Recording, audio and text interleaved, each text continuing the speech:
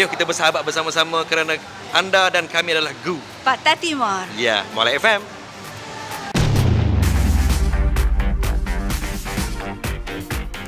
Assalamualaikum. Apa khabar semua penonton-penonton? Boom! Saya Fizi dan juga Mek Zura. Kami adalah penyampai radio di stesen radio yang baru khas untuk anda yang berada di Pantai Timur, di Kelantan 105.1 FM, di Terengganu 93.6 FM. Inilah dia Molek FM GU Pantai Timur.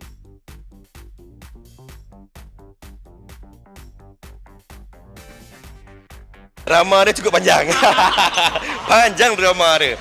Yalah, saya bulan 7 meninggalkan Hot FM.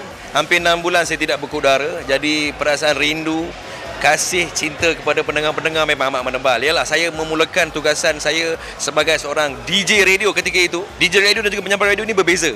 DJ radio di salah sebuah stesen juga di Pantai Timur. 2005 sampailah 2021. Saya tak pernah berehat. Jadi Tuhan bagi saya rehat selama 6 bulan. Alhamdulillah, setelah beberapa bulan saya berehat, tiba-tiba datang perasaan rindu tu sebab saya berehat daripada dunia radio. Saya masih lagi dalam dunia penyiaran. Saya berada di Didik TV. Setiap hari berjalan-jalan ke studio tu memang akan lalu dekat studio Hot FM, 8FM, Bulletin FM, Fly FM. Saya rasa macam alah rindunya. Tiba-tiba satu hari bos telefon. Dia cakap ada pelawaan lah yang mengatakan bahawasanya akan ada satu radio baru di Pantai Timur. Saya mula-mula tak berapa nak layan sangat. Saya berhenti pun disebabkan ada beberapa faktor. Saya harus membaik pulih perniagaan saya yang teruk akibat daripada PKP. Banyak lots of work yang kita perlu buat, banyak kerja yang perlu kita buat balik, banyak benda yang perlu kita ubah strategi dan apa semua. Jadi apabila bos bagi tahu yang bahawasanya saya akan berkudara bersama dengan kawan lama saya rasa macam siapa?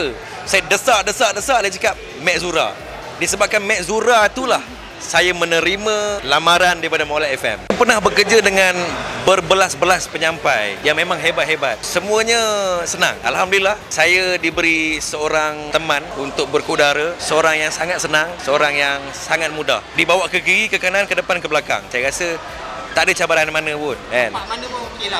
Okey, sebab kami berdua adalah penyampai radio daripada mula kerja sampailah sekarang. Itulah kerja kami. Mek Zura pun tahu apa yang dia buat, saya pun tahu apa yang kita buat. Saya rasa tak ada masalah.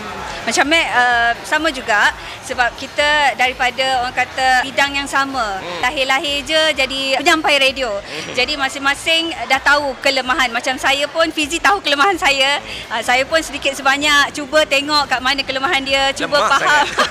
Cuba faham kan orang kata. Dan Fizi ni dia senang nak masuk, dia happy go lucky punya orang kan. Jadi insya-Allah lah kita sama-sama kata kerja dan berikan yang terbaik lah untuk pendengar-pendengar kita insya-Allah.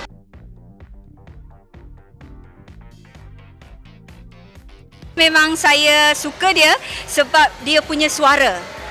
Suara dia adalah suara seorang penyampai radio. Ya kan, berkualiti, okey. So bila benda tu ada, saya rasa macam satu aset yang penting lah untuk ada untuk seorang penyampai di setiap stesen kan. Dia pun bekas penyampai radio yang hot di Malaysia ni, jadi saya rasa macam Radio hot ke orangnya hot? Orangnya pun hot juga. Jadi bila dapat bergandingan bersama tu, itu adalah satu peluang yang sangat-sangat saya rasa macam rugi kalau saya lepaskan.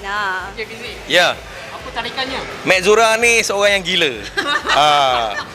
Disebabkan kegilaan dia itulah saya suka bekerja dengan dia. Jarang jumpa orang yang gila macam ni.